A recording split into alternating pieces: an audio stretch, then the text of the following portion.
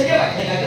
का वाटले? आज तुमच्या चरणाची विलग्नाचे कर्तव्य केलंस, पण आम्ही मात्र आशेत एकसारखी तुझी वाट पाहतो.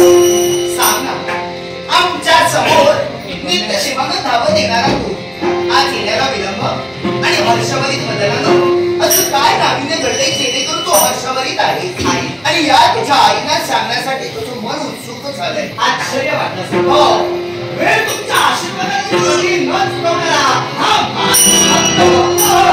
आज तुमच्या आशीर्वादाबद्दल तुमच्या चरणापाशी थोडा उशिरा झाला. अगदी म्हणून कारण काय ठरलं माहितीये का? आई, माझ्या सर्वांगाचं निरीक्षण करा. चेहरा अगदी प्रफुल्लित झालेला आहे. माझ्या सर्वांगावर तुम्हाला दिसली नाही. अगदी याच्या मुळाशी कारण काय माहिती? माता गुरुपी, माता चित्रांगणा.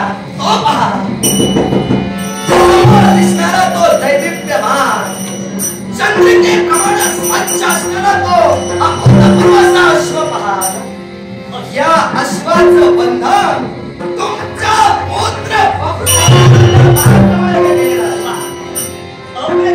बाळा, तू काय बोलतोयस? तुझ्या मुखातून निघणारे शब्द माझ्या लक्षात येत नाही आई. कारण आज तू अश्वाला बंधन केले हे शब्द तुझ्या मुखातून बाहेर पडत आहे. कुणाचं अश्व आणि नेमकं हे का काय घडलंय? तुझ्या प्रश्नाचं समर्पक उत्तर तुझा नंदनला पत्रवाहन देईल. आई, प्रातःकाळचं औचित्य साधलं. मी समर्थ राजकर्ता, माझे आजोबा चित्रवाहन आणि तुम्ही ते संस्कार माझ्यावर केला. त्या संस्कारांची सांगड घालून भगवान संस्कार संपन्नतेचं जीवन जगतोय. अर्थात खऱ्या अर्थानं राज्य शिकट चालवत असताना राजानं कधी दुसऱ्यावर अवलंबून राहायचं नसतं. माझे गुप्त हे आपलं कार्य करताय, पण आज मला जिज्ञासा राजाला निर्माण झाली. जातीनिशी स्वतः प्रभातकारी या मणिपूर राज्यात आपण फेरफटका मारावा आणि म्हणूनच माझ्या अश्वावर मी अश्वारूढ झालो आणि या मणिपुरात अश्व माझ्या खऱ्या अर्थानं दृष्टीस आला. आई, या अश्वाचं बंधन अवरोहानं आपल्या पराक्रमाला केलं आहे. हा अश्व कुणाचा माहिती आहे का? आई, भारताचे भारतेश्वर सापडले झाले आहेत त्या पांडवांचा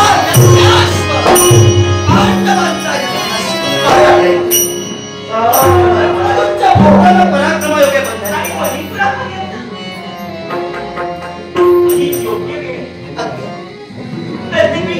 आपला बाळ विचारतोय आपली पितृदेवता पुण्याच्या पवित्र विद्यापासून आपला जन्म झाला. त्याच्या प्रश्नाचं उत्तर देण्याची हीच वेळ आहे.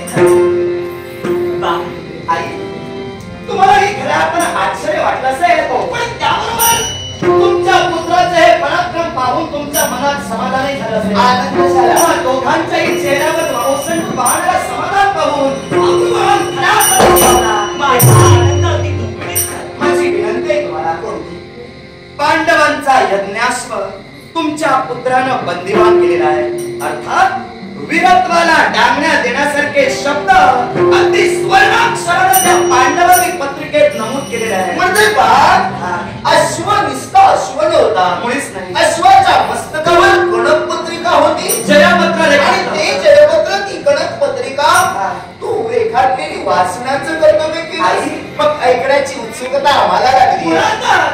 हा याज्ञिक अश्व जो गतिमान होता तो अश्व मी बंधन करून माझ्या मणिपुरा गंगाच्या मुळाशी खरं कारण ठरलं. त्या अश्वाच्या मस्तकी असणारी पत्रिका पत्रिका काय होता माहितीये का?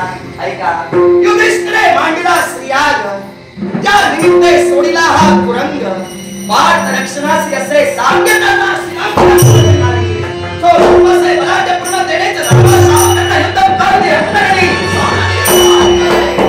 न होई यासी खरे तेला करभारी मंडळीसह नाकी पांडवांची शरण जावे.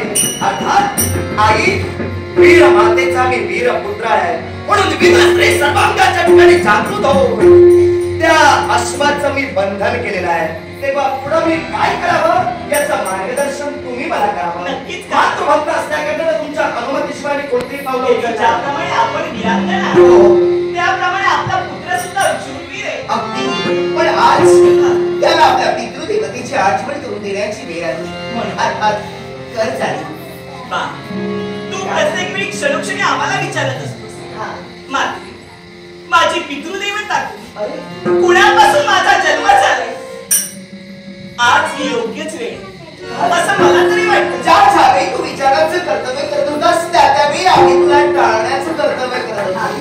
योग्य वेळ येताच तुझी पितृदेवता कोण आहे हे तुला निश्चितच कळेल. आणि काहीच वेळ आज योग्य आहे. कित्येक वेळा तुमच्या बब्रुवाहनानं तुमच्या समोर प्रश्न उपस्थित केला. माझ्या दोन मातांचं अपरंपार प्रेम आजपर्यंत मला लाभलं, पण पित्याची छाया, पित्याचा मंगलमय आशीर्वाद, पित्याच्या आधाराचा हात माझ्या मस्तकावर आजपर्यंत पडला नव्हता. आणि म्हणूनच या बब्रुवाहनानं क्षणाक्षणाला तुमच्या समोर प्रश्न उपस्थित केला, मी कुणाचा पुत्र आहे, माझी जन्मदाती पितृदेवता कोण? मी तुमच्या डोळ्यातून शब्द बाहेर पडले, बाळ बब्रू योग्य वेळेत या तुमच्या प्रश्नाचं उत्तर तुला दिलं जाईल. ही वेळ आज आलेली आहे आणि हीच योग्य वेळ आहे असं मला तरी माझे उत्सुक झाले. आई बोल बोल, मी कुणाचा पुत्र आहे? अरे बाळ, तू जो अश्व बंधन केलायस ना, तो अश्व इतर कुणाचाही नाही, तर त्या अश्वावर अधिकार तुझाही तेवढाच आहे. जो पांडवांचा यज्ञाश्व आपल्या पराक्रमाला ते बब्रुवाहनानं बंधन केला, त्या अश्वावर साम्राज्य स्थितीचं अनुकरण करता जर पाहायचं झालं तर पांडवांचा अधिकार किंवा पांडवांचं धर्मकार्य, मग त्या धर्मकार्यात त्या अश्वावर माझाही अधिकार. होय, मग माझ्या संभ्रमानं ग्रासलं. पांडवांचं धर्म कार्य म्हणजे ते तुझंही धर्म कार्य आहे. आई महत्वाचं चक्रावून आमच्या शब्दाला नेमकं तुम्हाला मला काय सूचित करा? आम्हाला एकच सांगायचं, जो अश्व तू बंधन केलायस ना, तो अश्व आणि कर्मांतंडरीसह तू पांडवांना शरण जाव. नाही! आई काय बोलतेस तू? वीर हातीचा वीरपुत्र हा बब्रुवाहन आहे. मग हा वीर बब्रुवाहन ज्याचा घरात विनाशने जागृत करून यज्ञाश्व बंदिवान केला, त्याने एका भ्याडाप्रमाणे या महाखंडणीसह पांडवांना शरण जावं. आई क्षमा कर, आजपर्यंत तुमच्या समोर तुमच्या पुत्रानं कधी युवाच भाष्य केलेलं नाही, पण मी वीर आहे. आता माझ्या विनंतीला तलवार आहे. कसा शरण जाऊ? ही त्याच्याही मुलाचा शारण आहे. ज्याप्रमाणे वीर मातेचा तू पुत्र आहेस ना, त्याचप्रमाणे श्रेष्ठ धनुर्धर आणि पराक्रमशाली या विश्वाच्या ठिकाणी गाजले अशा शूरवीर पित्याचा तू पुत्र आहेस बाळ. मी शूरवीर बापाचा शूरवीर पुत्र आहे. मग महते मलाच सांग, मी जर एका शूरवीर बापाचा पुत्र असेल, मी वीरमातेचा वीरनंदन असेल, मग हा वीरनंदन जर पांडवांना भ्याडाप्रमाणे शरण गेला तर माझ्या सत्य, पण तो अश्व कुणाचाही नाही, पांडवांचा अश्व आहे. आणि पांडवातील तृतीय पांडव या विश्वाच्या ठिकाणी ज्याची ख्याती कीर्ती धुंडवतो, या विश्वाच्या ठिकाणी त्यांना अनेक नावानं ओळखलं जातं, ज्यांना अजान भाऊ या नावानं ओळखलं जातं, ते धनुर्धारी पांडव तुझी पितृदेवता. आणि म्हणूनच मी म्हटलं, माझे काय उतरलीस? मी तुला सर्वसामान्यांचा पुत्र आहे. जगाचे खंडोबायस. तू पाप टाकला, तू काही तो अश्व ही त्या अश्वावर अधिकार तुझा आहे आणि हे धर्म कार्य तुझा आहे. माझ्या अमृताच्या सरी बरसल्या, बब्रुवाहनात मांगल्यात धावून गेला. मी पुन्हा सर्वसामान्यांचा पुत्र नव्हे, धनुर्धर महात्म्याचा विनंदन आहे. हे लक्षात ठेवा. मी मंगळाचा पाठ्यांचा पुत्र आहे. पाठ्यांचा पुत्र आहे. होय, मंगळाची तुझा शांत झाली मग मला. माझा पितृदेवतेचं नाव ऐकलं. आई, हे तर माझ्या घरचे कार्य माझ्या पित्याची ओळख नव्हती, म्हणून मी तो अश्व बंदिवान केला.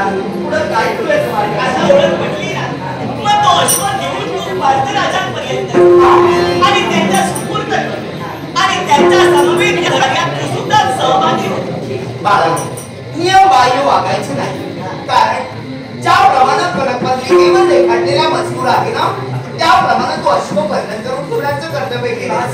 मग कबार मंडळीसह त्या अश्वाची मुक्तता करण्यासाठी तुझ्या पितृदेवतेपर्यंत जा आणि अश्वाची मुक्तता करून अश्व त्यांच्या स्वाधीन कर. कबार मंडळी स्वतः त्यांच्यापर्यंत कर आणि त्या धर्मकार्यात तू सहभागी व्हावा, हीच आमची इच्छा आहे. मात्र इच्छेचं उल्लंघन बब्रुवाहनानं कधी केलं नाही. अर्थात माझ्या मनाची खुळी समजून